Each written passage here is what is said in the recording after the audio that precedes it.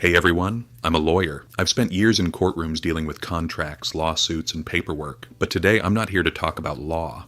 I want to talk about something that affects every single one of us, money. More specifically, why your money keeps losing its power. I'm a Galatasaray fan. It's a Turkish soccer club, one of the oldest and biggest in the country. Born and raised a Galatasaray supporter, back in the early 2000s, a season ticket was basically nothing.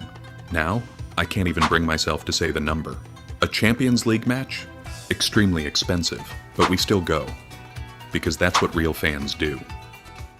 Or think about it this way. My buddy and I used to grab lunch at our favorite spot for around $5 each. That same meal now costs $30. Is the food better?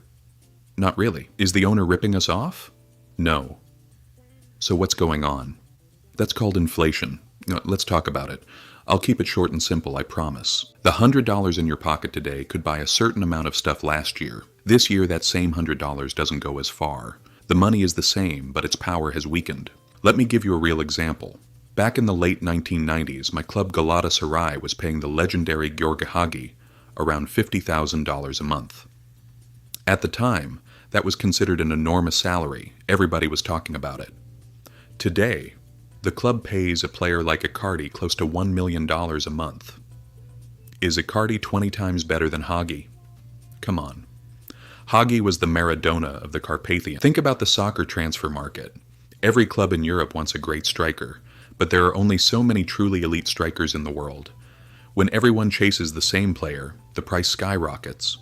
When Galatasaray signed Icardi, they had to meet Inter Milan's asking price because other clubs were lined up too. The player didn't get better overnight.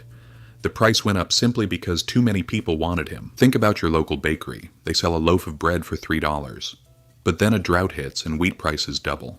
The bakery can't keep selling at $3 without losing money. So they raise it to $6. Are they being greedy? No. They had no choice. You see the same thing with Galatasaray's stadium. New seats, new screens, new security systems, rising electricity bills, and maintenance costs. Eventually the ticket price goes up. The club isn't trying to empty your wallet. The bills are forcing their hand. Here's how the cycle works. A factory worker's monthly expenses were $5,000 and his salary was $6,000. Then everything got more expensive and his monthly costs jumped to $7,000. He asked his boss for a raise. The boss brought him up to $8,000. But now the factory's costs went up too, so they raised the price of their product. And when the product price goes up, the worker eventually needs another raise. Round and round it goes. Imagine a bakery sells bread for $5. There are 5 customers, each with $5 and 5 loaves on the shelf. Everyone buys 1. Perfect balance. Now imagine the government suddenly gives everyone an extra $5. Now each person has $10 and wants 2 loaves. But there are still only 5 loaves. The bakery raises the price to $10 because people will pay it. The bread didn't change. More money chasing the same goods just made each dollar worth less. Venezuela and Zimbabwe did exactly this. They kept printing money. Eventually people were throwing their own currency in the trash because it couldn't buy anything. Every year the government announces how much inflation went up. How do they figure that out? Think of it this way. The government puts together a shopping basket. Inside that basket are everyday items like bread, milk, eggs, rent, and transportation. They track how much that basket costs this year compared to last year. If the basket cost $1,000 last year and costs $1,030 this year, inflation is 3%. But the truth is, and I say this as an experienced lawyer, averages don't always reflect reality. The government doesn't have Galatasaray season tickets in its basket, but I definitely do. In 2015, season tickets were affordable. By 2024, the price had increased exponentially. The government says inflation is 60%, but that figure doesn't tell the whole story. The basket might include luxury items whose prices barely moved, while the things you actually need every single day, bread, milk, eggs, went through the roof. The average looks small, but your grocery bill tells a different story. You can skip cologne. You can't skip eating. All right, this is the part I wish someone had explained to me when I was young. Your parents probably told you to save your money. But saving alone is not enough. Because inflation quietly eats away at your savings while you sleep. Say you put $1,000 under the mattress in 2020. You come back in 2026 and it's still $1,000 sitting right there. But that same $1,000 doesn't buy what it used to. The money shrank without you ever touching it. So what do you do? You grow your money. Gold is one of the classic moves. Limited supply, steady demand. When inflation rises, gold tends to hold or gain value. People trust it as a safe place to park their wealth.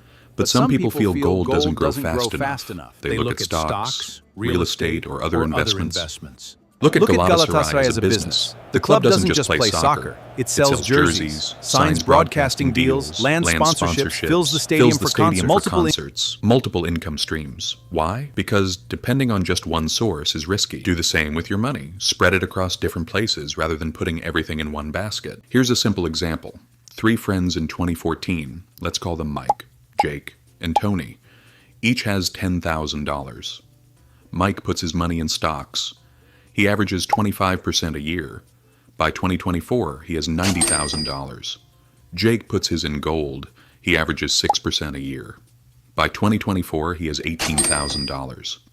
Tony leaves his in a regular savings account earning 1% a year. By 2024, he has $11,000. But here's the part that really matters.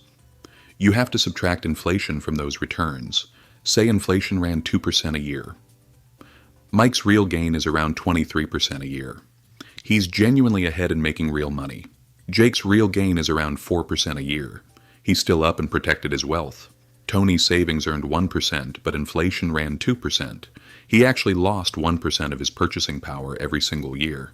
He has $11,000 today, but that money buys less than his original $10,000 bought back in 2014.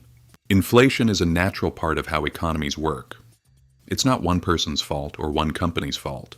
Unexpected events, government decisions, central bank policies, and sometimes plain old corporate greed all play a role in pushing prices up. I learned all of this the hard way, out in the real world rather than in a classroom. You're younger than me. You have time on your side. Use it. If you enjoyed this, don't forget to like and subscribe. See you next time.